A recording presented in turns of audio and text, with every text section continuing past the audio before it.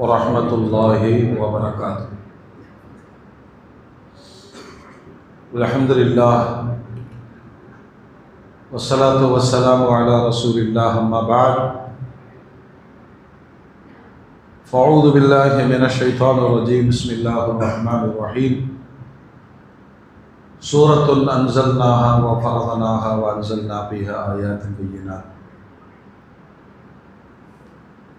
ரம்யான மூமின்களே, இன்று ஓதப்பட்ட சூரத்துன் நூர் என்ற அத்தியாயம் ரப்புல் ஆலமீன் மனிதர்கள் கோபதாபங்களில் பயன்படுத்துகிற வார்த்தைகளை கவனிக்க வேண்டும். என்ன பேசுகிறோம், யாரை குறித்து பேசுகிறோம் என்று நிதானிக்க வேண்டும். ஒருபோதும் ஒரு மூமின் இன்னொரு மூமினின் மீது அவதூறு அபாண்டமான செய்திகளை சொல்லிவிடக்கூடாது என்று மிக கடுமையாக அல்லாஹ் எச்சரிக்கிறார். இந்த அத்தியாயம் இறக்கப்பட்டதற்கான காரணம் என்னன்னு கேட்டீங்கன்னா, உலகத்திலேயே பரிசுத்தமான குடும்பம் கண்மணி நாயகம் ஸல்லல்லாஹு அலைஹி வஸல்லம் இல்லையா? என்னுடைய வாழ்வு திறந்த புத்தகம்னு சொன்னாங்க.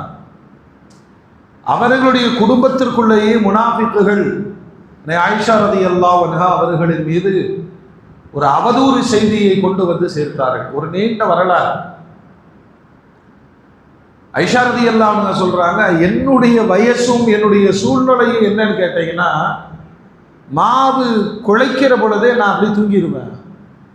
எனக்கு விவரமே தெரியாது. என் மீது இப்படி ஒரு அவதூறு, ஒரு வதந்தி சொல்லப்பட்டிருக்குங்கிறது கூட என்னால் தெரியாது. திடீர்னு பார்த்தா எங்கள் அத்தா அம்மா அழுகிறாங்க. நபி ஸல்லல்லாஹு அலைஹி வஸல்லம் பேசுவதை நிறுத்தி கொண்டார்கள். எல்லோரும் ஒரு மாதிரியா பார்க்குறாங்க. பிறகு நான் என்னுடைய தாயாருடைய வீட்டிற்கு போன பொழுது அவர்கள் சொல்லதான் இப்படி ஒரு செய்தி என் மீது இருக்கிறது அப்படின்னு நான் புரிஞ்சுக்கிட்டேன். பார்த்தா எல்லாருமே எனக்கு எதிராக நிற்கிறாங்க. சில நேரங்களில் வாய்ப்பு கிடைச்சா போதும் அப்படியே வார்த்தைகளை அள்ளி வீசிட்டு போயிடலாம். நிறைய குடும்பங்களில் இது சம்பவிக்கும். அது குறிப்பாக பெண்கள் விஷயத்தில். ஆயிஷா ரலியல்லாஹு அன்ஹா ஒவ்வொருத்தருடைய மனநிலைகளையும் பார்த்துட்டு கடைசியில் பெருமானார்ட்ட சொன்னாங்க, என்ன நடக்குதுன்னு எனக்கு தெரியல, ஆனால் நீங்களும் ஒதுங்கி இருக்கிறீர்கள். எனவே என்னுடைய தீர்வு என்ன தெரியுமா? நான் பரிசுத்தமானவள் அப்படின்னு என்னுடைய ரப்பு நிரூபிக்கட்டும். அதான் ஈமான். ஒதுங்கிட்டாங்க. எவ்வளவு ஒரு பெண், அதிலும் இந்த சமூகத்தினுடைய தாய் இல்லையா? மார்க்கத்தில் பகுதியை இந்த ஆயிஷாவிடம் கற்றுக்கொள்ளுங்கள் என்று பெருமானார் சான்று கொடுத்தார். அவ்வளோ பெரிய அறிவாளி. திரையை போட்டுட்டு சஹாபாக்களுக்கெல்லாம் பாடம் நடத்துவாங்களாம். புருவத்தினுடைய ரோமங்கள் நரைத்து போனவர்கள் ஆயிஷா நாயகத்திட கல்வியை கற்றிருக்காங்க. அவ்வளோ பெரிய கல்வியாளர். ஆனால் ஒழுக்கத்தினுடைய விஷயத்தில் சொல்லப்பட்ட அவதூறுக்கு அவங்கள்ட்ட இருந்த அந்த ஈமான் பலம் அல்லாஹ் சூரா நூறையே இறக்கிட்டான். 10 வசனங்கள். ஆயிஷா ரலியல்லாஹு அன்ஹா பரிசுத்தமானவர்கள் அப்படின்னு என்ன செஞ்சான்? அல்லாஹ்வை நிரூபிச்சிட்டான். அதனாலதான் வாழ்க்கை முழுவதும் சொல்லுவாங்க, மற்றெல்லா மனைவிமார்களை விட எனக்கு தனி ஒரு அந்தஸ்து இருக்கு. பெருமானாருடைய மனைவிமார்களில் கன்னி பெண் நான் மட்டும்தான். பெருமானார் என் வீட்டில் தான் அதிகம் தங்கினார்கள். பெருமானார் என்னுடைய நெஞ்சத்தில் சாய்ந்திருக்கிற பொழுதுதான் ரூஹு பிரிந்தது. பெருமானார் என்னுடைய வீட்டில் தான் அடக்கம் செய்யப்பட்டிருக்கிறார்கள். பெருமானாருடைய வாயுக்குள் நுழைந்த கடைசி உணவு என்னன்னு கேட்டீங்கன்னா, ஒரு மிஸ்வாக்கு குச்சியை மென்று நான் மென்று தர என்னுடைய உமிழ்நீரும் பெருமானாருடைய உமிழ்நீரும் கலந்திருந்த அந்த உணவு தான் கடைசியாக போனது. நான் பரிசுத்தமானவள் என்று வானத்தில் உள்ளவன் நிரூபித்தான் சொல்லுவான். அல்லாஹ் அக்பர். இப்போ இது எல்லாத்துக்கும் சாத்தியப்படுமா? சாத்தியப்படாது. இப்போ நம்ம குடும்பங்களில் சராசரி மக்கள்கிட்ட இந்த மாதிரி விஷயங்கள் ரொம்ப அதிகமாக வந்துடும். இப்போ அதனுடைய பாதிப்புகள் என்னவா? அதனால அல்லாஹ் அவருடைய ரசூல் சொல்லுவாங்க, சந்தேகத்திற்குரிய இடங்களில் கூட நிற்காதீங்க. இந்த மாதிரி இடத்துல நின்னா இந்த மாதிரி பேச்சு வரும் அப்படின்னா தவிர்த்து கொள்ளுங்கள். இந்த காலத்துல எல்லாம் அது சொல்லவே முடியாது. ஒழுக்க விஷயங்கள்ல ரொம்ப ஆபத்தான ஒரு காலங்களை கடந்து போய் கொண்டு இருக்கிறோம். இன்னும் சொன்னா இந்த மாதிரி விஷயங்கள்லாம் டோன்ட் கேர்னு கடந்துட்டு போற ஒரு மனநிலை. உண்மையாகவே அப்படி இருப்பதை கூட கவலைப்படுவது கிடையாது. அவதூறு அல்ல, நடத்தையே மோசமாக இருந்தாலும் நாம் இப்படி நடத்த மோசமா நடக்கிறோமே, கணவனுக்கு துரோகம் செய்யறமே, மனைவிக்கு துரோகம் செய்யறமே, இதுவெல்லாம் ஒரு பெரிய பிரச்சனை இல்லை என்று கடந்து போகிற காலம். அல்லாஹ் ஹிதாயத் தருவானாக. உலகத்துல சஹாபாக்களை மாதிரி வழிகாட்டிகள் யாருமே கிடையாது. ஒரு உயர்ந்த சஹாபின்னு சொன்னா உண்மையிலே உயரமானவர் ஸைதுன் அல் ஹைல், நிறைய குதிரைகளை வைத்திருந்த ஒரு குதிரை வீரர் ஸைத் என்று சொல்லக்கூடிய ஒரு சஹாபி, இஸ்லாத்தை ஏற்ற வினோதமான வரலாறு. அவர் எப்படின்னா, குதிரை, இந்த நாட்டு குதிரை இருக்குமா இல்லையா, குதிரை மேல ஏறி உட்கார்ந்தாலே அவருடைய காலு தரையில முட்டுமாமா. சொல்லுங்க, ஆளு ஆஜானு பாகவா பயங்கரமா இருப்பாரு. ரொம்ப ஒரு கொடை வள்ளல். இவரை பற்றி அல்லாமா ஷைபானி ரஹமத்துல்லாஹி அலைஹி ஒரு வரலாற்றை எழுதுறாங்க. இஸ்லாத்திற்கு முன்பு இவருடைய வாழ்வு எப்படி அப்படின்னா, இந்த அரபு நாட்டில் கடுமையான பஞ்சம் ஏற்பட்ட போது ஒரு மனுஷன் பஞ்சத்தை தாங்க முடியாம குடும்பத்தை எல்லாம் ஈராக்கில் இருக்கக்கூடிய ஹீரா அப்படிங்கிற ஒரு நகருக்கு கொண்டு போய் விட்டுறார். ஒரு பொதுஜனம் விட்டுட்டு, பஞ்சத்தில் என்ன பண்றதுன்னு தெரியல, ஒன்று நான் சம்பாதித்து கொண்டு வருவேன் அல்லது மௌத்தா போயிடுவேன், அது வரைக்கும் நீங்க இங்க இருங்க அப்படின்னு விடுத்து போயிடுறார். நடந்தே போறார். தூரத்தில் ஒரு கூடாரத்தை பார்க்கிறார். அங்க ஒரு மூட்டை இருக்கு. பார்த்தவன இந்த இல்லாதவனுக்கு என்னங்க பண்ண முடியும், பஞ்சத்தில் இருக்கிறவன் பார்த்தவுடன் ஆகா அல்லாஹ் ஒரு பெரிய கனிமத்தை கொடுத்துட்டான், இதை எடுக்கலான்னு போய் கை வைக்கும் போது கூடாரத்துக்குள்ள இருந்து சவுண்டு, கையை எடு உயிரை விட்டுருவேன். மறுபடி என்ன பெரிய இதா இருக்கு. மறுபடியும் 7 நாட்கள் நடந்து போகிறார். பாலைவனத்துல போனா தூரத்தில் இந்த ஒட்டகங்களை கட்டி போடுகிற அந்த கொட்டகை ஒன்று காட்சி தருது. சரி நமக்கு ஏதாவது இங்க கிடைக்கும் அப்படின்னு போறாரு. பார்த்தா நல்லா தோலினால் செய்யப்பட்ட கைமா கூடாரம், உள்ள யாரும் இருக்கிறாங்க, கொஞ்சம் வசதியானவங்க அப்படிங்கிறது அந்த கூடாரத்தினுடைய அமைப்பு தோற்றங்களை எல்லாம் வச்சு தெரிஞ்சுக்கிறார். என்ன பண்றது, திடீர்னு போய் என்ன செய்ய முடியும். நான் போகிற பொழுது சூரியன் மறைகிற நேரம். ஒரு வயசான ஒரு பெரியவர் அந்த கூடாரத்திற்குள் இருக்கிறார். நான் என்ன செஞ்சேன், அவர் பின்னாடி பேசாம உட்கார்ந்துக்கிட்டேன். என்ன நடக்குதுன்னு பார்க்கலாம். கொஞ்ச நேரத்துல இருட்டி விட்டது. தூரத்திலிருந்து பார்த்தால் ஒரு குதிரை வீரர் வர்றாரு. பட்டு பயங்கரமா இருக்கிறார் ஆளு. எனக்கு பார்த்தா இது இன்னும் வினோதமான மனிதனா, உருவமும் அழகும் ஆளும் பயங்கரமா இருக்கார். அவருக்கு 2 அடிமைகள் வந்து இறங்கின உடனே ஒரு அடிமையை கூப்பிட்டு சொன்னாரு, இந்த ஒட்டகத்தில் பால் கறந்து அந்த பெரியவருக்கு கொடுது. அதுக்குள்ள சூரியன் மறைந்து விட்டது. நான் அந்த பெரியவருக்கு பின்னாடியே மறைஞ்சு உட்கார்ந்து இருந்தேன். தெரியாது, இருட்டுக்குள்ள ஒன்றும் தெரியாதுல்ல. அடிமை கொண்டு வந்து பாலை கொடுக்க அந்த பெரியவர் 1 மடக்கு 2 மடக்கு குடிச்சிட்டு வச்சுட்டாரு. வச்ச உடனே டப்புன்னு நான் எடுத்து குடிச்சிட்டு பாத்திரத்தை நகர்த்தி வச்சுட்டேன். அடிமை வந்து பாத்திரத்தை எடுத்துட்டு சொன்னா, எஜமா உங்க தாப்பனார் எல்லாமே குடிச்சிட்டாரு. அப்படியா, சரி அந்த ஒட்டகத்திலிருந்து பால் கறந்து கொடு. அந்த ஒட்டகத்திலிருந்து பால் கறந்து கொண்டு வந்து கொடுத்த உடனே இந்த பெரியவர் 1 மடக்கு குடிச்சிட்டு வச்சிடுறாரு. நான் என்ன செய்தேன்னா, கொஞ்சோன்னு எடுத்து குடிச்சிட்டு எனக்கு ஒரு டவுட், இதையும் குடிச்சிட்டோம்னா கண்டுபிடிச்சிட்டாங்கன்னா என்ன பண்றது, அதனால கொஞ்சம் பாதியை குடிச்சிட்டு மீதி வச்சுட்டேன். அதுக்கு பிறகு என்ன நடக்கிறதுன்னு சொன்னா, அவர் ஒரு ஆட்டாரு அப்படின்னு சொல்லி கறி சமையல்லாம் பண்ணி தன் கையாலே அந்த பெரியவருக்கு ஊட்டி விடுகிறார். ஊட்டி எல்லாம் முடிஞ்சவன படுத்துறாங்க. எல்லாம் சாப்பிட்டு முடிச்சுட்டு நல்ல ஆழ்ந்த தூக்கம். இப்பதான் எனக்கு என்னோட பஞ்சம். இரவு நேரத்தில் அவருடைய ஒட்டகத்தை திருடி கொண்டு சில ஒட்டகங்களை ஓட்டி கொண்டு நான் ஓடிட்டேன். வெகு தூரம் ஓடிவிட்டேன். யாராவது என்னை துரத்தி கொண்டு வர்றாங்களா அப்படின்னு பார்த்தேன், ஒருத்தரையும் காணோம். மறுநாள் பகல் விடிந்து இனிமேல் நம்மளை யாரும் பிடிக்க மாட்டாங்க அப்படின்னோட கொஞ்சம் திருப்தி, இந்த ஒட்டகத்தை வச்சு பொழைச்சிக்கலாம் அப்படின்னு நான் நகரும் பொழுது பார்த்தால் ஒரு பெரிய பறவை போன்று திடீர்னு ஒரு ஆள் வந்து குதிரையில நிற்கிறாரு. யாரு? நைட்டு பால் கொடுத்தார். உடனே அவரை தாக்குவதற்காக நான் அம்பு கூட்டெல்லாம் எடுத்துட்டு ரெடியா இருக்கும்போது அவர் சொன்னார், தேவையில்லாத வேலையெல்லாம் செஞ்சேன்னா மாட்டிடுவேன். ஏன்னா நான் குதிரை பயிற்சி பெற்ற ஆளு, நீ ஒட்டகத்தை திருடிட்டு வந்திருக்கிற, அதனால பேசாம சரண்டர் ஆயிட்டேன்னு சொன்னா உனக்கு சில மரியாதைகள் நான் செய்வேங்கிறார். வேற வழி இல்லை. இவரும் சரண்டர் ஆயிட்டார். சரண்டர் ஆனவனா இவர் தன்னுடைய குதிரையில பின்னாடி உட்கார வச்சுக்கிட்டு, என்னை பத்தி நீ என்ன நினைக்கிற? உங்களை நான் என்ன நினைக்கிறது? திருடிட்டு வந்த மாட்டிட்டேன், கண்டிப்பா என்ன தண்டிப்பீர்கள், உங்களை பத்தி எனக்கு கெட்ட எண்ணம் தான். ஏப்பா, என்னை பத்தி நீ கெட்ட எண்ணம் கொண்டிருந்த நான் ஏதாவது செய்வேன் அப்படின்னு நினைச்சா, எங்க அத்தாவுக்கு வச்ச பாலை திருடி குடிச்சியே, அப்பயே நான் உன்னை போட்டு தள்ளி இருப்பேன். அப்ப என்ன செஞ்சிருக்காரு? இவரு ஃபாலோ பண்ணியிருக்காரு. ஏன் வயசானவர் பாலை கறந்து கொடுத்தா அவரால் 1 மடக்கு 2 மடக்கு தான் குடிக்க முடியும்.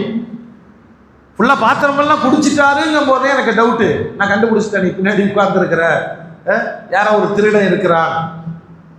அப்போ நான் தண்டிப்பதாக இருந்தால் அப்பவே நான் தண்டிச்சிருப்பேன். இதை கூட நான் விட்டுருப்பேன், இந்த ஒட்டகத்தை நீ திருடிட்டு போ பரவாயில்லன்னு விட்டுருப்பேன். ஆனால் இது என்னுடையதல்ல, என் சகோதரருடையது. அமானிதமாக என்கிட்ட இருக்கு. நீ வேணா ஒரு வேலை செய், நான் நல்லவனா கெட்டவனான்னு டெஸ்ட் பண்றதுக்கு கொஞ்ச நாள் என்கிட்ட தங்கு, ஏதாவது நடக்கிறதான்னு பார்ப்போம். அதாவது இவருடைய வரலாறு என்ன எழுதுதுன்னு சொன்னா, நிறைய குதிரைகளுக்கு சொந்தக்காரர், பெரும் ஒட்டகலாயத்தையே வைத்திருந்தார், பெரும் வணிகர், பெரும் போராளி. பொதுவா அரபு நாட்டினுடைய வரலாறு கொள்ளையடிப்பது தான். தொடர்ந்து போர், சண்டை போட்டுக்கிட்டே இருப்பாங்க. இதுதான் அந்த வாழ்க்கை முறை. அதுல இவ்வளவு நல்லவர், திருட வந்தவனுக்கும் உதவி செஞ்சு தங்க வச்சுட்டார். சில நாட்கள்ல தான் ஒரு சின்ன போர் நடந்தது.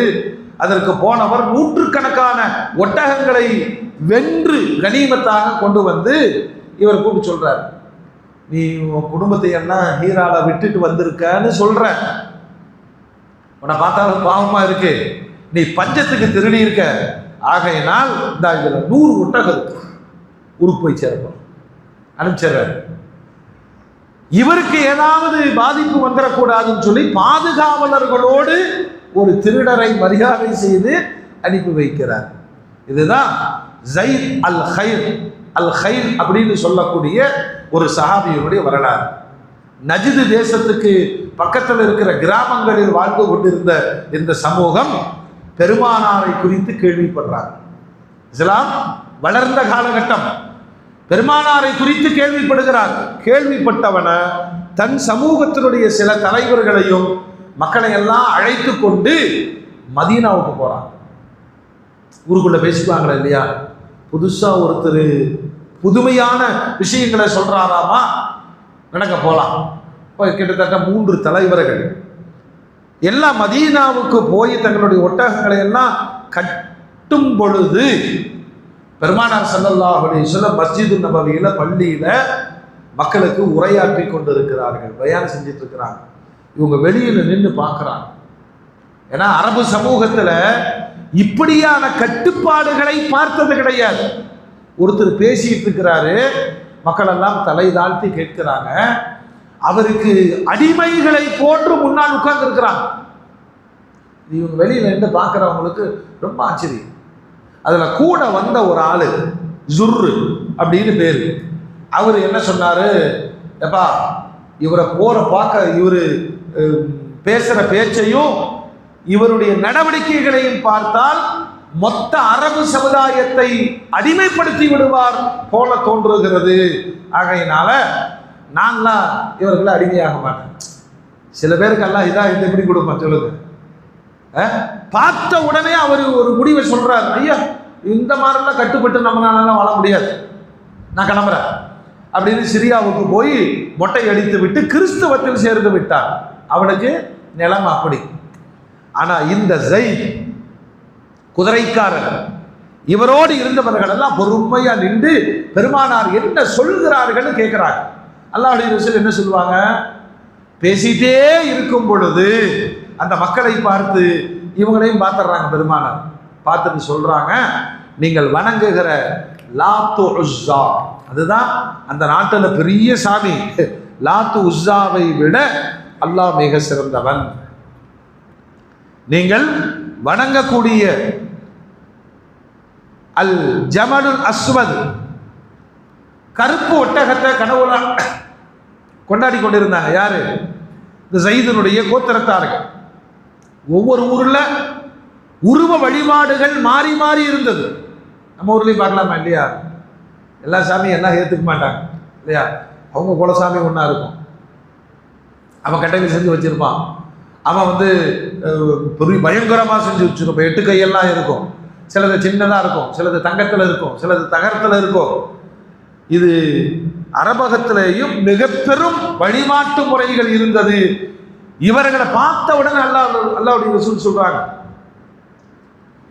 கரும் ஒட்டகத்தை வணங்குவதை விட அல்லாஹ்வை வணங்குவது மேல். இதெல்லாம் கேட்க கேட்க அவருடைய உள்ளத்துல மாற்றக்கூடிய வித்தியாசமான வார்த்தைகளா இருக்கு. சரிதானே? இப்படி யோசிச்சுட்டே நிற்கிறார். முடிந்தது, பெருமானாருடைய பயான் முடிந்தது. முடிந்த பிறகு அல்லாஹ்வுடைய ரசூல் வெளியே வர்றாங்க. பார்த்தால் சஹாபாக்களுடைய குழு இருக்கிறது. இவரை பார்த்து பெருமானார் ஸல்லல்லாஹு அலைஹி வஸல்லம் கேட்குறாங்க, மன்னந்த, நீங்க யார்? இவருடைய பேர் அரபகத்தில் ஃபேமஸானது. அதனால சொல்றாரு, ஆனா ஸைதுல் கைல், அந்த குதிரைக்கு சொந்தக்காரர், குதிரை வீரர் ஸைது நான் தான். அல்லாஹ்வுடைய ரசூல் சொல்றாங்க, உங்களை பற்றி நான் கேள்விப்பட்டு இருக்கிறேன். எப்படி கேள்விப்பட்டேனோ அப்படியே இருக்கிறீங்க. ஏன்னா ஆளு ஜகஜாகலமா ஹைட்டா இருக்க, பயங்கர ஹைட்டா இருக்காரு, சரியான அழகு. அவருடைய தோற்றமே ஒரு பயத்தை ஏற்படுத்தும். நல்ல இடத்துக்கு தான் வந்திருக்கீங்க. நீங்க என்ன நினைக்கிறீங்க? நான் நினைக்கிறதுக்கு ஒன்றும் இல்லை. அஷ்ஹது அல்லா இலாஹ இல்லல்லாஹ், ரசூலுல்லாஹ்வுடைய பயான பள்ளிவாசலுக்கு வெளியில கேட்டதுல ஏற்பட்ட மாற்றங்கள். அந்த மாற்றம் சாமானிய மாற்றம் அல்ல, ஒரு விஐபி. உடனே அல்லாஹ்வுடைய ரசூல் சொல்றாங்க, வாங்க வீட்டுக்கு போகலாம். வீட்டுக்கு போய் பெருமானார் ஸல்லல்லாஹு அலைஹி வஸல்லம் சஹாபாக்களோடு அமரும் பொழுது இவரை உட்கார சொல்லி, இந்த அரபுகள்கிட்ட அந்த திண்டு ஒன்று இருக்குமா இல்லையா, கை ஒன்றுக்கு, அதை தூக்கி கொடுக்குறாங்க, வச்சுக்குங்க அப்படின்னு. வேண்டாம் யார் ரசூலுல்லாஹ் 3 தடவை பெருமானார் தர்றாங்க. ஏன்னா ஈமான் கொண்ட அடுத்த வினாடியே பெருமானாரின் மீது இருந்த மரியாதை உயர்கிறது. ரசூலுல்லாஹ் முன்னாடி உட்கார்றதுக்கு நமக்கு செட் ஆகாது, நீ சாஞ்சு வேற உட்கார்றதா? வேண்டாம் யார் ரசூலுல்லாஹ். சரி, கடைசியாக நபிகள் நாயகம் ஸல்லல்லாஹு அலைஹி வஸல்லம் அவரை பார்த்து சொன்னார்கள், அல்ஹம்துலில்லாஹ் ஜாஅபக மின் சஹலிக் வ ஜபலிக் வ ரஃபகக கல்பக லில் இஸ்லாம். அல்லாஹ் உங்களை இங்கே இஸ்லாத்தை ஏற்றுக்கிறதுக்காக வேண்டி கொண்டு வந்தானே, அந்த அல்லாஹ்வுக்கே எல்லா புகழும். அப்படி எல்லாம் பேசி முடிச்சுட்டு அவர்கிட்ட கேட்குறாங்க, எப்படி இருக்கிறீங்க? சாதாரண ஒரு உரையாடல், எப்படி இருக்கிறீங்க, இன்றைக்கு எப்படி உங்களுக்கு போச்சு? அவர் சொல்றாரு, யா ரசூலல்லாஹ், நான் எப்பயுமே நல்லதில் தான் இருக்கிறேன், நல்ல வேலைகள் செய்கிறேன், நல்லது செய்பவர்களை பார்த்தால் சந்தோஷப்படுவேன், நல்லவர்களின் செயல்களை ஆதரிப்பேன். அல்லாஹ் எனக்கு இன்று நல்லவர்களோடு என்னை சேர்த்து விட்டான். அவருக்கு மெய் மறந்து பெருமானாரிடம் பேசும் பொழுது அல்லாஹ்வுடைய ரசூல் சொன்னாங்க, சரி, இதுவரையிலும் எப்படியோ, இனிமேலும் நீங்கள் நல்லது செய்யுங்கள். அதனால உங்க பேரை நான் மாற்றி வைக்கிறேன், ஸைதுல் கைல், குதிரைக்கு சொந்தக்காரர், குதிரை வீரர் ஸைத் என்பதை மாறி நன்மைகளை விரும்பக்கூடிய ஸைதுல் கைல் அப்படின்னு இனிமேல் நீங்கள் பேசப்படுவீர்கள். வரலாறு நெடுகிலும் இவர் நன்மை செய்யக்கூடிய ஸைத் என்பதாகவே அறியப்படுறார்.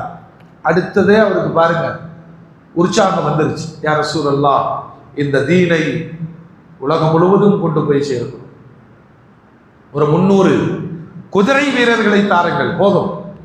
ரோம் நாட்டை உங்களுக்கு முன்னால் நான் அடிபணிய வைக்கிறேன். நான் பின்னால் உமர் நாயகத்தினுடைய காலத்திலே தான் ரோம் வெற்றி கொள்ளப்பட்டது. ஆனா இவர் இப்பவே கேட்கிறார், ஒரு 300 பேர் தான், குதிரை வீரர்களை கொடுங்க. அப்போ பெருமானார் நம்ம அந்த குளக்கல் யாரியா நீ சொல்றமா இல்லையா, யாரியா நீ அந்த ஐயுரஜிலின் பெருமானார் கேட்கறாங்க, யாரு நீங்க இவ்வளவு வேகமா? முதல்ல உங்க சமூகத்தில் போய் அல்லாஹ்வுடைய ரசூலை பற்றியும் அல்லாஹ்வை பற்றியும் எடுத்து சொல்லுங்கள், இன்ஷா அல்லாஹ் அப்புறம் பார்க்கலாம் அப்படின்னு எல்லா பேச்சுவார்த்தைகள் முடிந்த பிறகு பெருமானார் அவரை வழி அனுப்பும் பொழுது சொல்றாங்க, மதீனாவின் சீதோஷண நிலையிலிருந்து நீங்கள் பாதுகாப்பு பெற்றுவிட்டால். அவர் போறாரு, மக்களிடம் பெருமானார் சொல்றாங்க, மதீனால இப்ப சீதோஷண நிலை சரியில்லை, இதிலிருந்து இவர் பாதுகாப்பு பெற்றுவிட்டால் இவரை கொண்டு இஸ்லாத்திற்கு நிறைய நல்ல செய்திகள் நடக்கும் அப்படின்னா. சில ரகசியங்கள் அல்லாஹ்வுக்கு தானே தெரியும். மதீனால அப்போ ஒரு தொற்று நோய் போல காய்ச்சல் இருந்தது, கடுமையான காய்ச்சல். அதான் அல்லாஹ்வுடைய ரசூல் அந்த காய்ச்சல் அவருக்கு தொடாம இருந்துச்சுன்னு சொன்னா அவரை கொண்டு இந்த தீனுக்கு நிறைய வேலைகள் நடக்கும் நான். ஆனா அல்லாஹ்வுடைய நாட்டம் பாருங்க, காய்ச்சல் அவரை பிடித்து கொண்டது. அவரு சொல்றாரு, சொந்த ஊரிலாவது இந்த தீனை கொண்டு போய் நிலைநாட்ட வேண்டும், வேகமா நடங்க வேகமா நடங்க அப்படின்னு தன் குழுக்களை எல்லாம் அழைத்து கொண்டு போகிற பொழுது மதீனாலே காய்ச்சல் வந்துருச்சு. ஒவ்வொரு நாளும் அந்த காய்ச்சலை தாங்கிக் கொண்டு கடந்து போகிறார். ஆனா அவர் மரணத்தை வெற்றி கொள்ள நினைத்தார், மரணம் அவரை வெற்றி கொண்டது. வழியிலே வஃபாத்தானார். வரலாறு எழுதுகிறது, இஸ்லாத்தை ஏற்றுக்கொண்டு பாவமே செய்யாமல் சொர்க்கத்தின் வாசலை மிதித்த நல்லோர்களில் ஒருவர் ஸைதுல் ஹைர், பெருமானாரினால் ஆசீர்வதிக்கப்பட்ட அருமையான சஹாபி என்று வரலாறு இவர் குறித்த தகவல்களை சொல்லித் தருகிறது. மோமீன்களே, ஈமானுக்காக இஸ்லாத்திற்காக எந்தெந்த இடத்தில் ஹிதாயத்து கிடைக்கும், நேர்வழி கிடைக்குமோ அதனை எடுத்துக்கொள்வதில் அல்லாஹ் யாருக்கு நசீப் வைத்திருந்தானோ அந்த நல்ல மக்கள் பெருமானாரை பார்த்தார்கள், அவர்களின் கரங்களை பற்றி இஸ்லாத்தை ஏற்றுக்கொண்டார்கள். யாரை பின்பற்றினாலும் உங்களுக்கு நேர்வழியே. சஹாபாக்கிட்ட இருந்த அந்த முதல் உற்சாகம் என்னன்னா, தான் எடுத்துக்கொண்ட இந்த மார்க்கத்தை உலகளாவிய மக்களுக்கு கொண்டு போய் சேர்க்க வேண்டும். அந்த கடமை இன்னைக்கு இருக்கு. நம்ம ஒரு முஸ்லீமா இருக்கிறோம், நம்ம தான் காசு பணம் சம்பாத்தியம் சண்டை சச்சரவு பெருநா துணி நோம்பு கஞ்சி எங்க வீட்டுக்கு வா உங்க வீட்டுக்கு வா என்றைக்காவது அல்லாஹ்வுடைய தீனை இன்னொருத்தருக்கு கொண்டு போய் சேர்ப்பதில் எந்த அளவு என் கடமை இருக்கிறது என்பதை இந்த வரலாற்று பின்னணியில் யோசித்து செயல்பட வேண்டும். வல்ல ரப்புல் ஆலமீன் அத்தகைய மூமின்களாக வாழுகிற தௌஃபீகை அல்லாஹ் நம் அனைவருக்கும் நசீபாக்கி தருவானாக. ربنا تقبل منا انك انت السميع العليم وتب علينا انك انت التواب الرحيم.